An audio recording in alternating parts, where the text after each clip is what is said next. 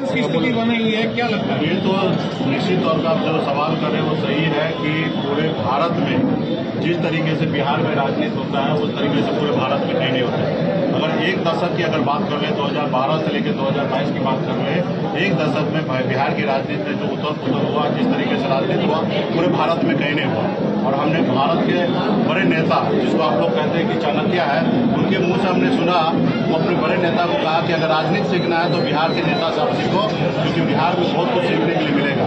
तो निश्चित तौर पे बिहार में बहुत उथल पुथल हुआ और भविष्य में भी इसी तरीके से होते रहेगा, क्योंकि एक बिहार में जो लोग लड़ रहे हैं वो कुर्सी के लिए लड़ाई लड़ रहे हैं, वो बिहार के लिए लड़ाई नहीं लड़ते कि बिहार में लोगों का कल्याण हो, बिहार के गरीबी किसान का कल्याण हो, बिहार में युवा को रोजगार मिले, बिहार के बच्चे को पढ़ाई लिखाई के लिए बेहतर सुविधा मिल सके, उसके लिए लड़ाई नहीं लड़ रहे हैं। वो सिर्फ अपनी कुर्सी के लिए लड़ाई लड़ रहे हैं। और खास करके 2013 के बाद लगातार आपको देखने के लिए मिला कि लोग अब कुर्सी के लिए लड़ाई लड़ रहे हैं, ना ही कि बिहार के लिए लड़ाई लड़ रहे हैं। तो इसमें अभी आने वाले समय में बदलाव होना है और हम लोग उसमें लड़ाई में आगे बढ़ेंगे कि बिहार युवा प्रदेश है और बिहार के युवा को बिहार में रोजगार मिले, इसके लिए हम लोग लड़ाई लड़ रहे हैं। हर जाति हर वर्ग को मान सम्मान अधिकार मिले, उसके लिए लड़ाई लड़ रहे हैं। और आप सभी को पता है कि मैं खास करके निषाद समुदाय के हक अधिकार की लड़ाई लड़ रहे हैं। आज बंगाल में निषाद में आरक्षण है, दिल्ली में आरक्षण है, लेकिन बिहार में नहीं है। तो इसके लिए हम लोगों ने लड़ाई लड़कर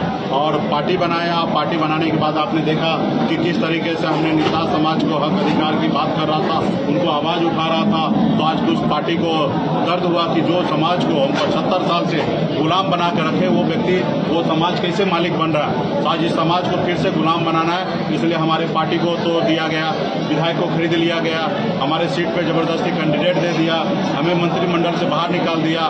जो सरकार हमने बनाया उस सरकार में से हमें बाहर कर दिया गया। ये ऑप्शन हमारे पास भी था कि हम सरकार नहीं बनाते, समर्थन नहीं देते, लेकिन हम निषाद का बेटा ईमानदार हैं, जुबान के पक्के होते हैं, हमने मजबूती से उनको साथ दिया। हमने लालू जी की बात नहीं माना, लेकिन उन्होंने हमारे साथ क्या किया, पीठ पे खंजर भोंकने का काम किया। तो आज हम गरीब समाज है, पिछड़े समाज है, हमारे पूर्वज के साथ, हमारे लोगों के साथ हजारों सालों से इसी तरीके से कुछ लोग जो है हमारे समाज को, हमारे लोगों को गुमराह किया और हमारे लोगों को गुलामी की जंजीर बांध के रखा था।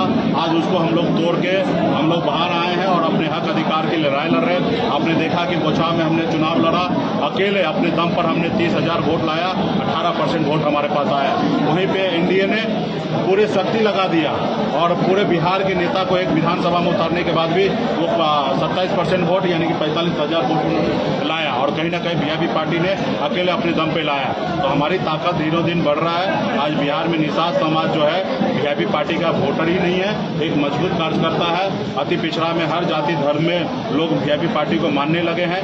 ऐसे तो हमारी पोलिंग कैपेसिटी सिर्फ 8 से 10% का है, लेकिन हमारे पास 18% वोट आ रहा है। तो ये मान सकते हैं कि हमारे पास मजबूती से हर जाति वर्ग के लोग, खास करके अति पिछड़ा समाज के लोग मजबूती से जुड़ रहे हैं। कर्पूरी ठाकुर जी को सपना को साकार करने के लिए मजबूती से अपने हक अधिकार की लड़ाई लड़ने के लिए आगे आ रहे हैं। तो आज हमें खुशी है और इसके लिए हम लोग तैयारी कर रहे हैं 2024 का और 2025 की तैयारी कर रहे हैं। इसके लिए खास करके आज उजियारपुर लोकसभा, समस्तीपुर लोकसभा और वैशाली लोकसभा से लोकसभा के क्षेत्र के लिए ये कार्यालय का उद्घाटन किया गया। 3 लोकसभा क्षेत्र यहाँ से मॉनिटरिंग होगा और यहाँ से तैयारी होगा। और कुछ पॉलिटिकल पार्टी के नेता वो अपने आप को मान रहा था कि हम बहुत बड़ा है, जबकि वो पार्टी को एक वोट नहीं दिला सकते हैं, लेकिन वो अपने आप को बड़ा मुख्यमंत्री का दावेदार बनने लगे और उनको लगा कि हम बिहार में बहुत कुछ कर सकते हैं। और उन्होंने उनके षड्यंत्र से हमारी पार्टी को तोड़ा गया, दिल्ली में गलत तरीके से कन्वेंस किया गया।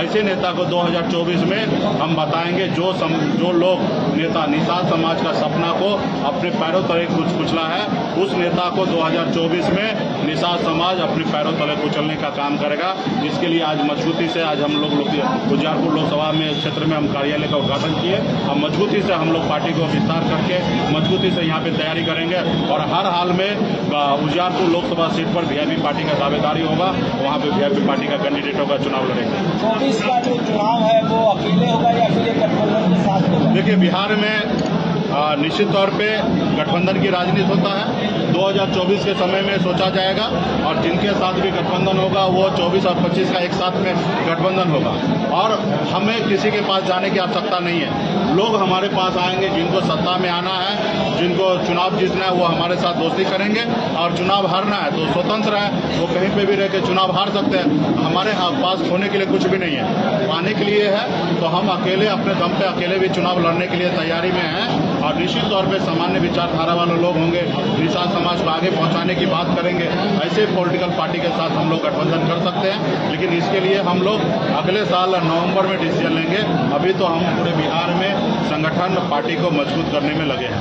आपने 6 लोगों का टारगेट दिया है, बिहार में 6 नेताओं को टारगेट किया है जो आपकी राजनीतिक हत्या के लिए जिम्मेदार है, उसको कैसे बदला चुकाएंगे? वो आने वाले समय में 6 का टारगेट किया जा रहा है धीरे धीरे और उस समय आएगा तो आप लोगों को जानकारी मिल जाएगा। और सब लोगों को जिस तरीके से निषाद समाज को जिस तरीके से करियर को खत्म किया, उनके सपना को चकनाचूर किया, तो ऐसे नेता को भी हम लोग आने वाले समय में बताएंगे कि आपने जो किया गलत किया और उसका उसको दंड मिलेगा। निश्चित तौर पे आप देखिएगा तो इसी तरीके से है और उसी तरीके से तैयारी किया जा रहा है। जी, सीबीआई का जो लगातार छापा लालू जी पर पड़ रहा है उस पर क्या कहना चाहेंगे? ये देखिए, ये बिहार की राजनीति में आप कह सकते हैं कि ये सीबीआई पे ज़्यादा टिप्पणी करना उचित भी नहीं है, लेकिन ये भी कह सकते हैं कि जो हो रहा है वो गलत हो रहा है। सरकारी संस्थान को कुछ पॉलिटिकल पार्टी अपना वर्कर समझ के उनको इस्तेमाल कर रहे हैं। आप 17 साल पुराना केस को लेकर अभी जांच कर रहे हैं और अभी फाइल ढूंढ रहे हैं। आप बताइए 17 साल तक वो फाइल वहाँ पे रहेगा? ये बिहार की राजनीति में एक प्रेशर पॉलिटिक्स है और ये किसी के सामने चलने वाला नहीं है और जो लोग कर रहे हैं वो गलत कर रहे हैं। और मुझे लगता है कि सीबीआई के पास पुराना स्टेटमेंट है, पुरानी चीज़ें हैं, उनके आधार पे उनको काम करना चाहिए, ना ही कि 17 साल के बाद लोगों को गलत तरीके से गुमराह करना चाहिए। और खैर सीबीआई जो कर रहे हैं वो अपने अनुकूल उचित कर रहे हैं या अच्छा कर रहे हैं, ये पूरे बिहार की जनता देख रहे हैं। एनडीए के एक मजबूत पार्ट के रूप में आप थे, आने वाले समय में क्या एनडीए भाजपा और जदयू में भी कोई मतभेद होने वाला है क्या? जब अगर आप चाय पिएंगे और मुंह पक जाए ना तो ठंडा चीज भी आपको उसको फूक फूक के पीना चाहिए। और आपने तो देखा कि निषाद समाज का सपना को किस तरीके से चूर चूर किया है। तो कोई भी डिसीजन लेने के लिए हम बहुत सोच समझ के डिसीजन लेंगे। अभी तो हम अपनी पार्टी को मजबूत करने में लगे हैं और बिहार की राजनीति है, राजनीति में कोई दोस्त नहीं होता, कोई दुश्मन नहीं होता। और हमारे साथ तो बहुत सारे पॉलिटिकल पार्टी सभी ने गलत किया अपने अपने समय पर, लेकिन हमें आगे बढ़ना है, समाज को आगे बढ़ाना है, बिहार के युवा को आगे बढ़ाना है, बिहार को किसान को आगे बढ़ाना है, बिहारी के लिए काम करना है। और उस काम में अगर हमें लगेगा कि हमें अपने लड़ाई को अंजाम देने के लिए इसके साथ जाना चाहिए तो उसके लिए हम लोग हाथ बढ़ाएंगे। लेकिन हम अभी अपने संगठन और पार्टी को मजबूत करेंगे। चुनाव किसके साथ लड़ना है ये 2023 में नवंबर में जाके डिसीजन लेंगे। धन्यवाद।